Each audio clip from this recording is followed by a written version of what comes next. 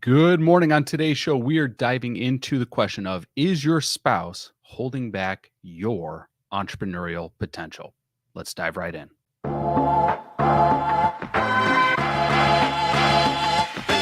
Are you tired of the endless stream of fantasy marketing and vanity metrics? Yeah, so am I.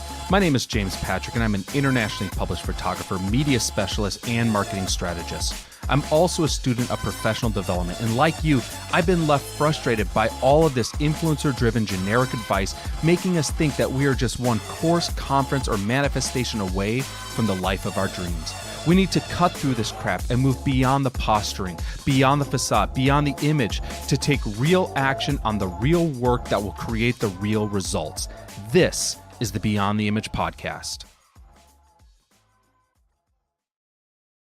Welcome to our live recording of the Beyond the Image podcast. It's been a few weeks since I've been able to connect with all of you via the live platform. I had a sick child for a little bit, so that kind of pushed back a bit of work, but we are back this week. Next week, however, we're going to be on hiatus again because next week is the week of Get Published Live 2023. We have lined up like over 50 media partners. That includes magazines, podcasts, digital features, digital outlets, TV shows, and more to give attendees the opportunity to land amazing media features. And all you got to do is attend, whether it's in person or virtual. Our in person might be sold out by the time this airs, because I think we only had one or two seats left for that. But you can still get your virtual pass, and virtual gives you access to all of our magazine castings. We just signed on another magazine yesterday, so that 28 magazines total, 13 of which are looking for cover features. So absolutely tremendous opportunities. So go to getpublished.live. You can grab your pass. And the media submissions are due this Friday. So you got to get your pass and you got to get your media submission in by Friday for the media selection. So getpublished.live has all of those details. So do not miss out on that. So the topic I wanted to dive into today of, is your spouse holding back your entrepreneurial potential, or are they holding back your career in any way? And the reason I chose this topic is because three things happened in a very finite amount of time, two of which I had a personal connection to, one of which I just saw passing. But because they happen in such a short frame of time, I felt that this was something that could be extrapolated on and we could dive into. The first instance was, I had an individual, an aspiring photographer, tell me that they wanted to attend a lot of the workshops that we were hosting here at our studio, the Hive Studios.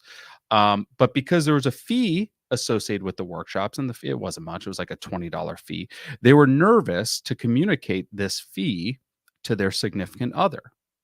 Now, this is someone who is trying to become a photographer, and they have this goal of building a photography business. And the way they see to achieving this goal is by attending these educational workshops or educational seminars.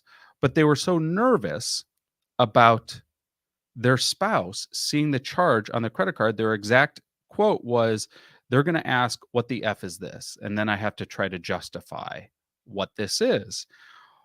Well, that was kind of a red flag, in that, why should an individual feel on the defensive with someone that they're married to, someone they're dating, someone they're involved with, in that they have to justify why they want to do something for their goals or for their aspirations.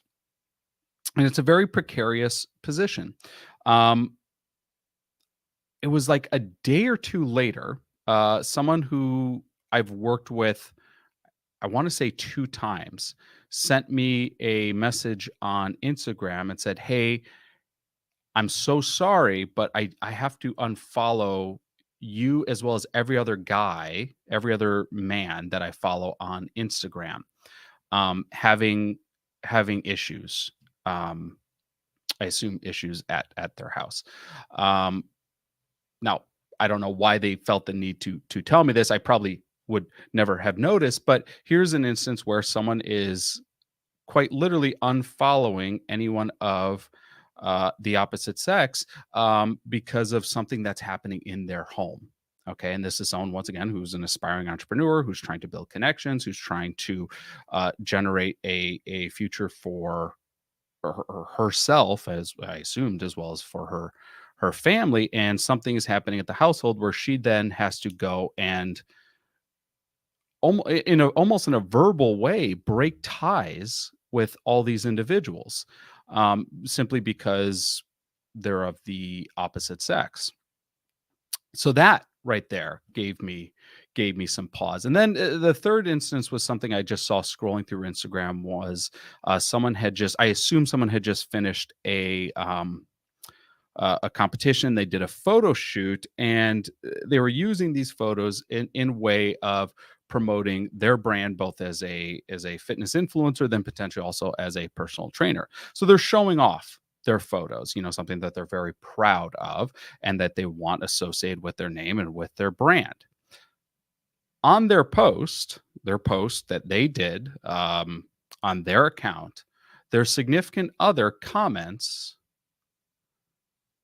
"Keep scrolling, boys."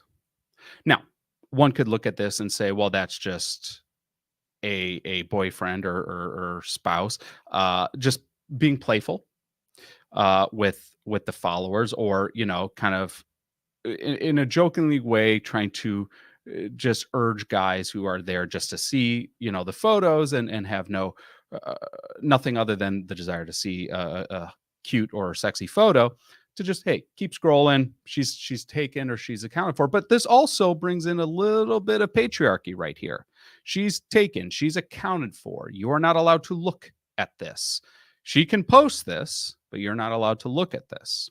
Okay, now that's not the issue that I want to discuss on this. The issue that I want to discuss on this is, what does this mean if you are a potential business associate? If you're a potential company that would want to invest in this person, or want to work with this person, or want to potentially hire this person, and that's the first thing you saw, which was the first thing I saw, it is going to give me a very clear indicator that this person's significant other is going to get in the way of whatever business offer we are going to try to do with this person, simply because they are making their presence so known on just a post. The post wasn't "Congratulations, so proud of you." Well, that wouldn't have raised any red flags. Or "So excited that I'm with you." That wouldn't have raised red flags. But the fact that the post was specifically "Keep scrolling," even in a joking way, it's clear to see that that wasn't necessarily a joke. That was a a threat. Ultimately, I don't want anyone who is a boy or a man looking at this post. So I understand that the examples I gave are uh, uh, men trying to assert some sort of control over a female partner, but that's not to say that is always the case. I did post a poll on my Instagram earlier today, just to try to get a little more data on this, to see what people have experienced. And the poll has not been up that long, just a few hours, looks like 2 hours. Okay, so after 2 hours, looks like 75% have said that they felt their spouse or partner, current or past tense, has either gotten in the way, slowed down, or held their career back in some way, shape, or form. 75%. Um, okay. So then I asked, can you share examples?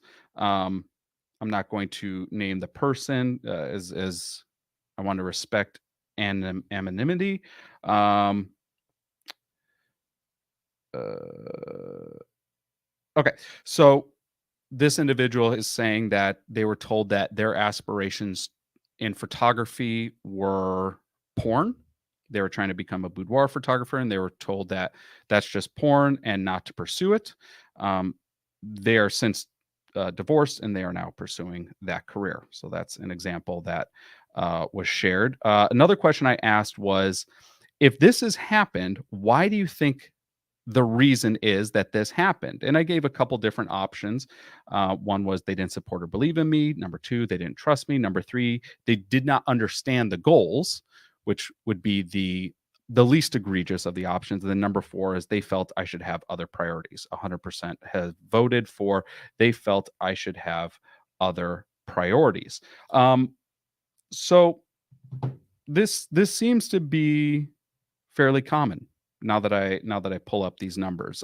Like I said, the poll's only been up for a few hours, but the fact that 75% of respondents have already responded to the affirmative that yes, this has happened to me,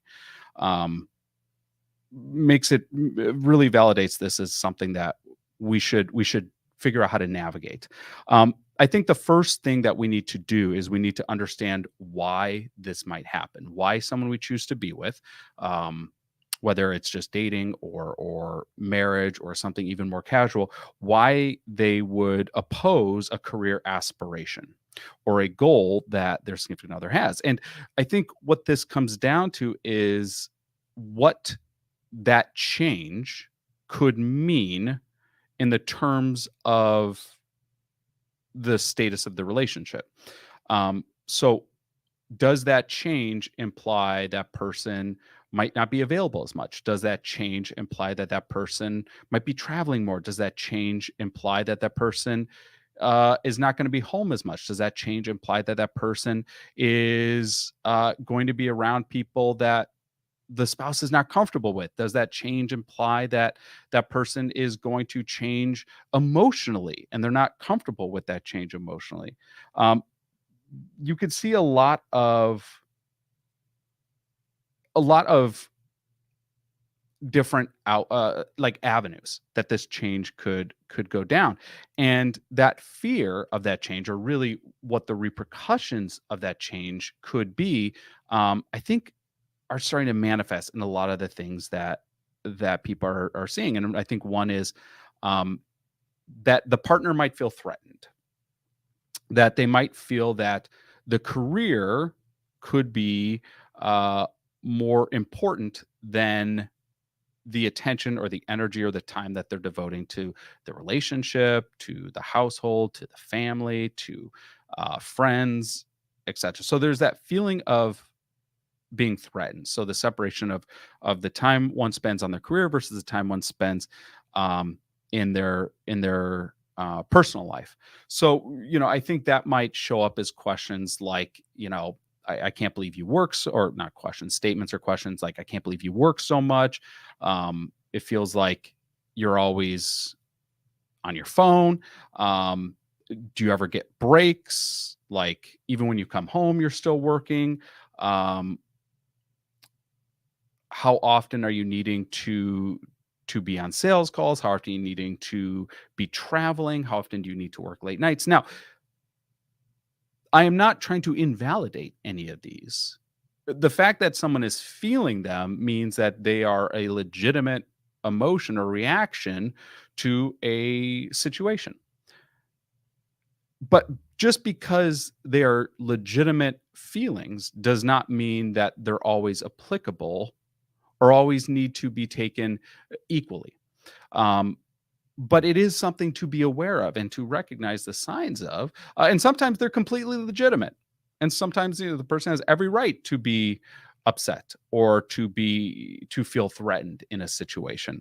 I'm just trying to really lay out what some of the signs are, and then how we can navigate through those signs. Another feeling might be that um, they feel inconvenienced.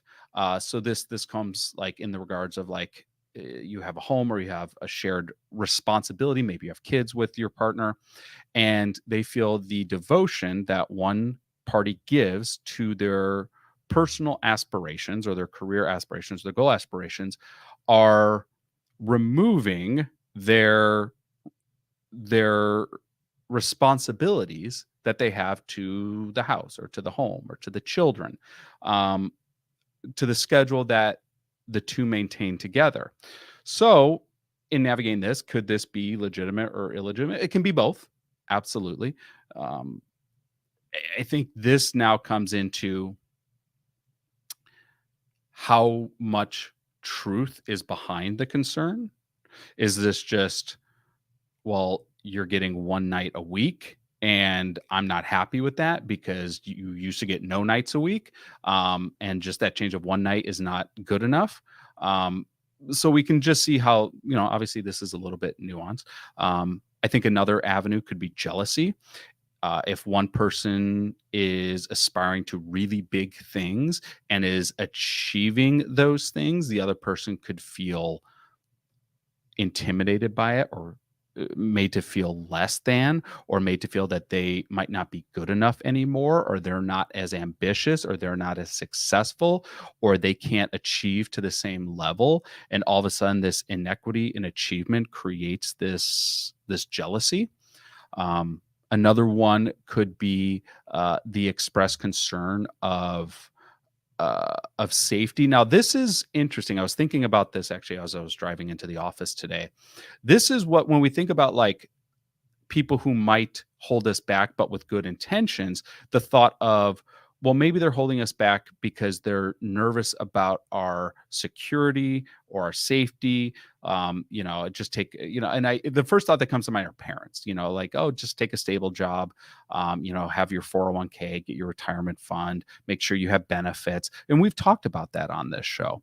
And that all, I think, falls under this umbrella of safety and this concern for safety. It shifts a little differently when it's a spouse or a partner or a significant other um, expressing that. Um, so once again, we have to really examine and break down what are the actual fears. If it's safety, what safety in regards to what, and how realistic are these concerns versus um, are these uh, like, are we using the fear of safety, but really it's we're being inconvenienced. We're using the fear of safety, but really we're feeling threatened, and we're just kind of pointing the finger elsewhere. Another one that came up was that perhaps they just do not take what you do seriously.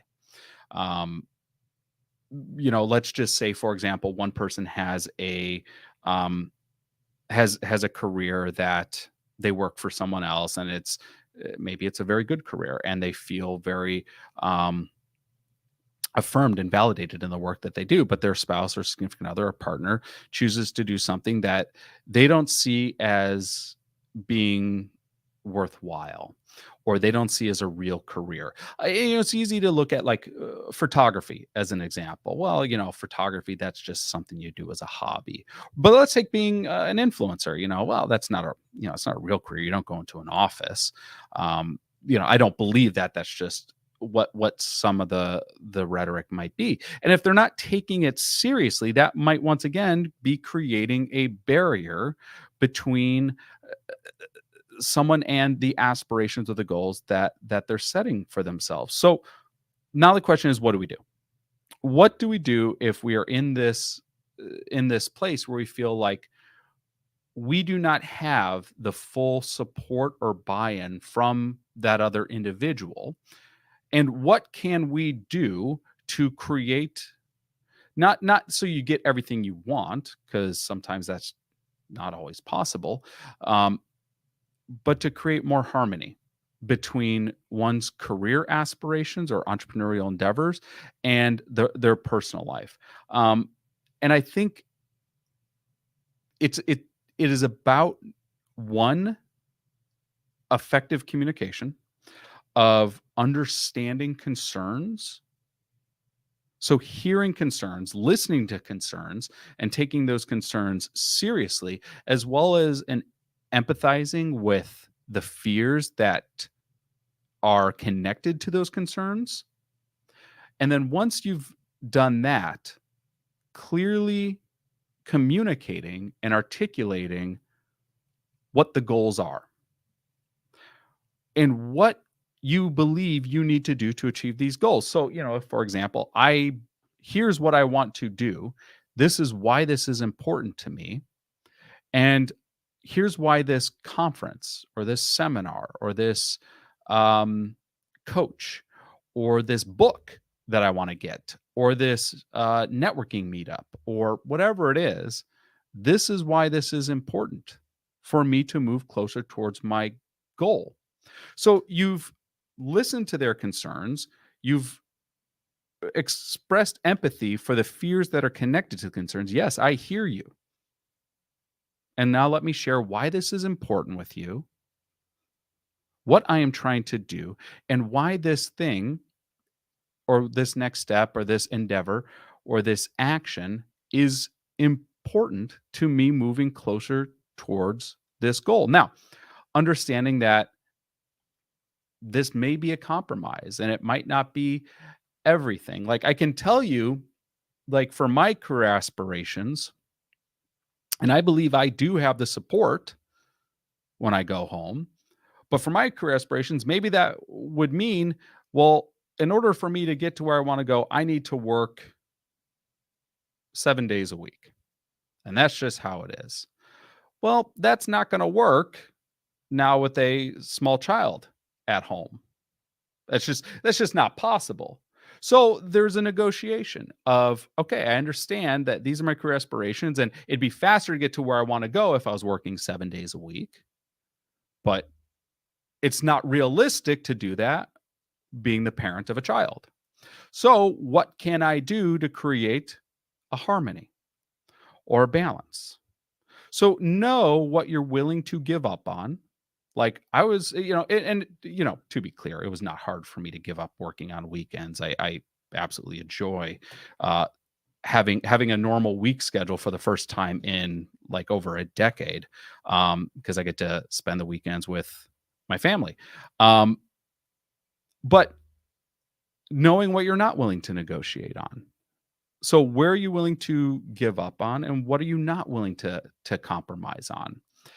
This will help move you in a direction that you feel more in control of moving towards your goals and moving towards your aspirations. The things that we want to avoid are things like giving the ultimatums or dismissing their concerns or their fears because it invalidates them and that's just going to make things worse, or approaching things in a very combative way.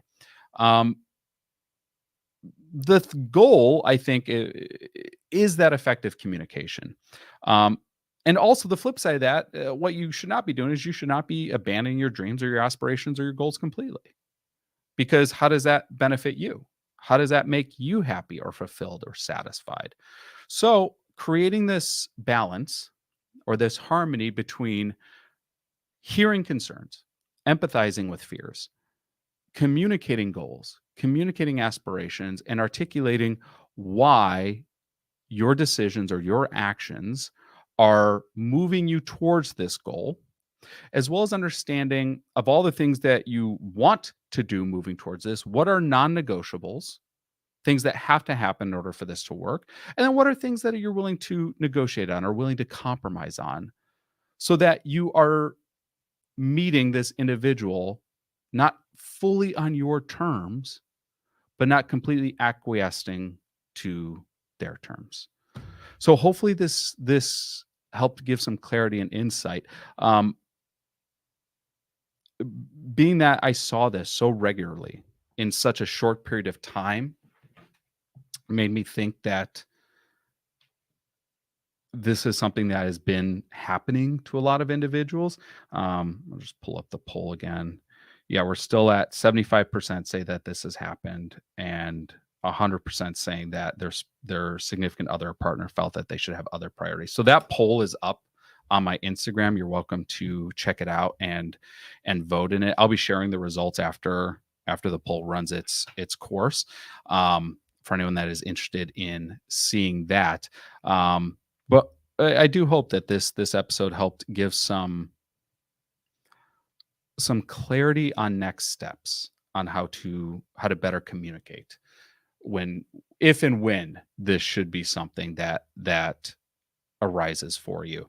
Um, as I mentioned at the top of the show, as of recording this, there are 2 days left. It's kind of like a day and a half left for you to get your submissions in for Get Published Live. Um, I want to say over 50 media partners, 20 of which are magazines, 13 of which are casting for covers. Tremendous opportunities. Do not let that pass you by. Go to getpublished.live. Got a lot of really cool stuff that we are giving our attendees for that. And as always, if you have any marketing questions, you are welcome to text me at any time, 480-605-3254. I answer any marketing, sales, business development, well, really any questions you have on growing your brand or business.